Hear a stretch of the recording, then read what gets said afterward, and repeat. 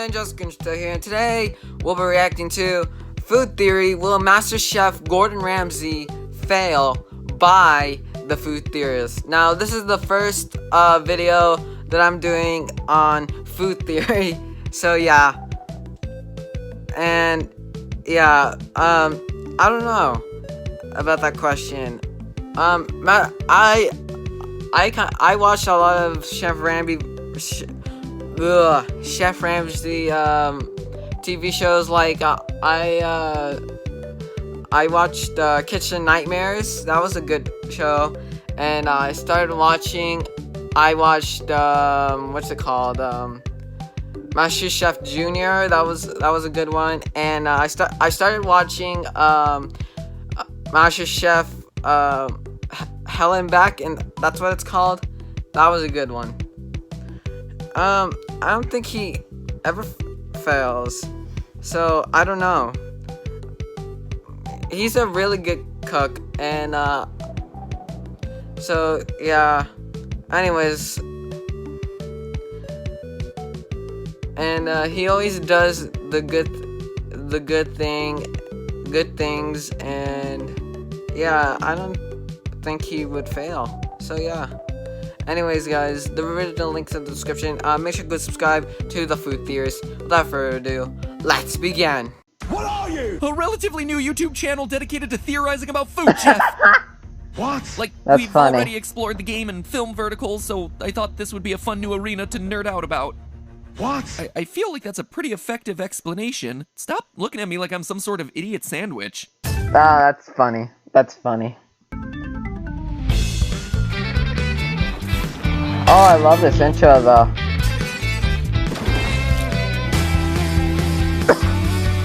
Vinny, can you give me some water?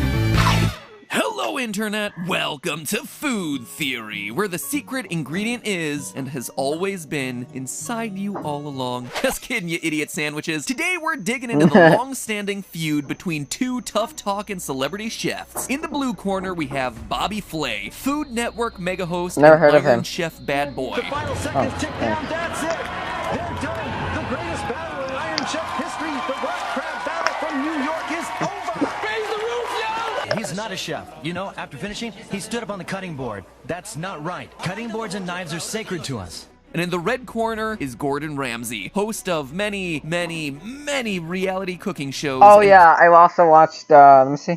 What is Gordon that? Ramsay, host of many, many. Yeah, he hosts a lot of shows, but I watched a lot. Like I watched Hell's Kitchen, Masterchef Junior. I watched one episode of The F Word, which is season 1, and yeah. Many reality cooking shows and prime candidate for anger management class. Where's the lamb sauce? For the better part of a decade, Ramsay and Flay have been trading insults, challenging one another to a head-to-head Iron Chef-style cooking contest. It all began when Gordon Ramsay made this comment in an interview with Min's Journal. Quote, "I laugh when they say, let's see if he's a real chef. Let's get him up against Bobby Flay on Iron Chef." I'm like, do me a favor, come on. I've forgotten more than he's known. The next day, Bobby Flay responded to Gordon on Twitter, quote, "Disappointed but noted. Let's settle this like men in the kitchen. No words, just knives. Show up or shut up." And Ramsay eventually did show up at Bobby Flay's Mesa Grill in Las Vegas, and Flay wasn't there. He's in New York. He's what? Bobby should be in New York, I believe. We're having a cook-off at 11:30. Bobby's not here? Since 2013, the two chefs have been going back and forth in this fashion like two middle-aged hype beasts, and yet they still haven't managed to agree on a time and place. Naturally, Bobby Flay blames it on Ramsay, and Ramsay blames it on Flay. He keeps on refusing to go up against me. You may not have heard of him, but his name is Bobby Flay. Meanwhile, Flay claims to be interested in a pay-per-view event, saying, quote, "I've been hoping it would happen outside of Caesar's Palace, like the old-school heavyweight fights." And that quote right there is very telling to me, because after 7 years of dangling this matchup in front of their fans, it's beyond obvious that this whole will they, won't they song and dance is straight out of the pay-per-view event handbook that boxers have been using since the dawn of time. Sign the contract, big boy. Sign the contract. Has he signed a contract yet? Absolutely not. Dana, if you're watching, grow up, sign a contract to fight me dad. Now, Bobby, sign the contract. So what Ramsay and Flair are doing is typical pre-fight chatter for any level of boxing. And I do mean any level. Hey, KSI, sign the contract.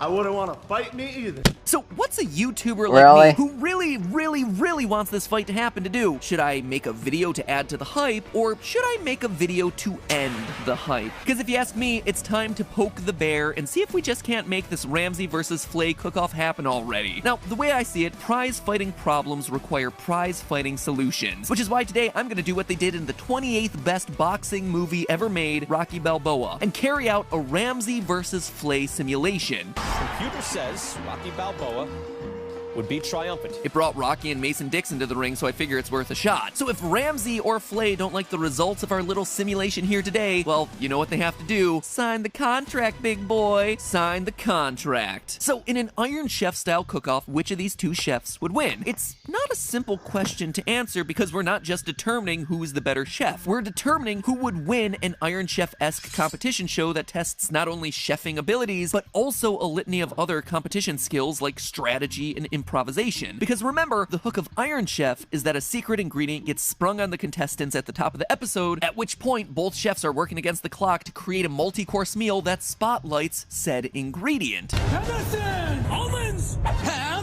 So in order to dominate on Iron Chef, you have to overcome in-game obstacles that you simply wouldn't encounter in an actual kitchen. If chef credentials were all that mattered, we'd need look no further than Michelin stars, easily the most renowned restaurant rating system in the world. Earning even a single Michelin star could be a career-defining event for a chef, because it takes a remarkable amount of culinary mastery for a restaurant to earn even one Michelin star, let alone the highest possible 3 stars. There's an estimated 15 million restaurants in the world, and just 137 of them hold 3 stars right now. And not only that, but the list of Michelin star restaurants is ever changing, so you have to stay on top of your game year in and year out if you wish to keep your Michelin stars. As chefs, both Ramsay and Flay have earned Michelin stars, but this is no neck-and-neck horse race, my friends. Gordon Ramsay's restaurants have accumulated 16 Michelin stars in all, currently holding 7. Bobby Flay has earned 1 and currently holds 0. So will Gordon Ramsay actually win? It's safe to say that Ramsay has been remarkably successful at balancing his career as both a celebrity as well as a critically acclaimed chef. And that's honestly really impressive because most chefs have to pick one or the other. Just ask Guy Fieri. Isn't that wonderful? Yeah, Guy Fieri. Yeah, Guy Fieri's also my favorite. I like Guy Fieri because Guy Fieri is just because he's a really nice guy, and he looks like a really nice guy, and he just goes around the world trying new foods. Yeah! Everyone's dream. Similarly, there's the matter of training. After all, an Iron Chef-style competition is bound to test a chef's ingenuity and breadth of cultural knowledge. So whose culinary background is more robust, Flay or Ramsay? Well, Bobby Flay got his first restaurant gig as a teenager through his father, who was a partner at the Joe Allen restaurant in Manhattan. Flay impressed the restaurant's owner so much that he paid Bobby's tuition to the then-new French Culinary Institute in New York City. Meanwhile, Gordon Ramsay studied French cuisine in, France, where he worked with Michelin-starred chefs Guy Savoy and Joël Robuchon. Ramsay then studied Italian cuisine in the Mediterranean. Meanwhile, back in New York, Bobby Flay left the restaurant industry for a period of time to work on the floor of the American Stock Exchange, then took a position as a chef working for famed restaurateur Jonathan Waxman at Bud and Jams, where Flay became an expert in Southwestern and Cajun cuisine. As for Ramsay, he moved back to London and worked at numerous Michelin-starred restaurants in a variety of roles, working closely with the famed Michelin-starred chef Marco Pierre White. So, Flay's training is nothing to sneeze at, but it just doesn't stack up to the worldly Michelin star-infused training that Gordon Ramsay enjoyed. This round has to go to Ramsay as well. So right now it might feel like we're piling on old Bobby Flay. So, Gordon Ramsay's doing more training than Bobby Flay, so I'm assuming, judging by the training built and add up, Gordon Ramsay would have a higher chancing of winning.